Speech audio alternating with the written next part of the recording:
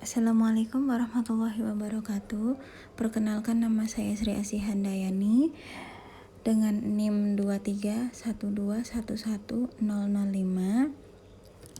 Di sini saya akan membahas mengenai efek dan sistem komunikasi massa dengan tujuan untuk memenuhi salah satu tugas mata kuliah manajemen komunikasi. Baik, langsung saja. Efek dan sistem komunikasi massa. 1. Di sini ada konsep efek komunikasi massa. Efek dari pesan yang disebarluaskan oleh komunikator melalui media massa timbul pada komunikan sebagai sasaran komunikasi. Oleh karena itu, efek melekat pada khalayak sebagai akibat dari perubahan psikologis. Dan untuk efek kognitif adalah akibat yang timbul pada diri komunikan yang bersifat informatif bagi dirinya.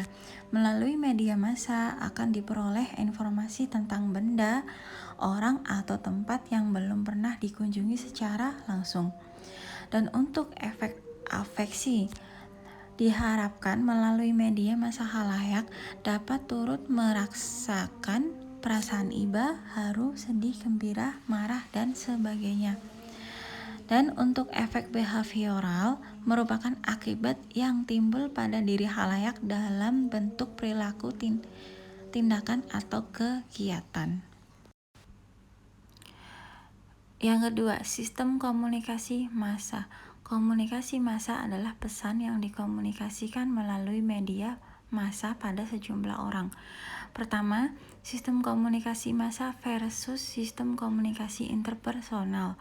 Secara sederhana, komunikasi massa adalah komunikasi melalui media massa, yakni surat, kabar, majalah, radio, televisi, dan film. Apabila sistem komunikasi massa dibandingkan dengan sistem komunikasi interpersonal, secara teknis dapat menunjukkan 4 tanda pokok dari komunikasi massa, yaitu bersifat tidak langsung, bersifat satu arah, bersifat terbuka, dan mempunyai publik yang secara geografis terbesar. Yang kedua, pengendalian arus informasi. Mengendalikan arus informasi berarti mengatur jalannya pembicaraan yang disampaikan dan yang diterima. Dalam sistem komunikasi interpersonal, misalnya memberikan kuliah tentang efek media massa dapat mengarahkan perilaku komunikasi. Dan yang ketiga, di sini ada umpan balik. Dalam komunikasi, umpan balik dapat diartikan sebagai respon, peneguhan, dan servomekanisme internal. Menurut Fisher tahun 1978, nomor 286 sampai 299, sebagai respon umpan balik adalah pesan yang dikirim kembali dari penerima ke sumber, memberi tahu sumber tentang reaksi penerima, dan memberikan landasan kepada sumber untuk menentukan perilaku selanjutnya. Dalam pengertian ini, umpan balik bermacam-macam jumlah dan salurannya. Ada situasi ketika saluran mengangkut banyak umpan balik atau tidak ada umpan balik, dari free feedback sampai pada zero feedback. Umpan balik dapat juga melalui satu saluran atau berbagai saluran. Apabila kita membalas surat, umpan balik tidak dapat datang melalui saluran bunyi. Umpan balik sebagai respon mempunyai volume yang tidak terbatas dan melalui berbagai saluran pada komunikasi interpersonal. Hal yang sama terjadi pada umpan balik sebagai peneguhan. Redaktur surat kabar, majalah, atau penyiar radio dan televisi hanya memperoleh umpan balik dalam keadaan terlambat, delayed feedback. Dan lanjutannya adalah pengaruh umpan balik pada peneguhan tidak terjadi pada situasi komunikasi tertentu secara serentak.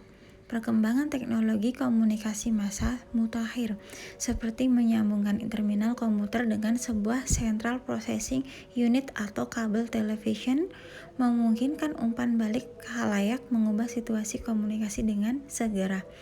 Dalam sistem komunikasi interpersonal, jika berfungsi sebagai servomekanisme apabila pembicaraan orang yang berpidato mengandung hal-hal yang mengancam kepentingan kita akan segera menyaring pembicaraan secara selektif. menafsirkan secara sepihak atau berusaha tidak mendengarkan dengan cara tersebut. Keseimbangan psikologis akan tetap terpelihara. Baik, sekian pembahasan mengenai efek dan sistem komunikasi massa dari saya. Selebihnya, mohon maaf bila ada kata-kata yang salah. Assalamualaikum warahmatullahi wabarakatuh. Terima kasih.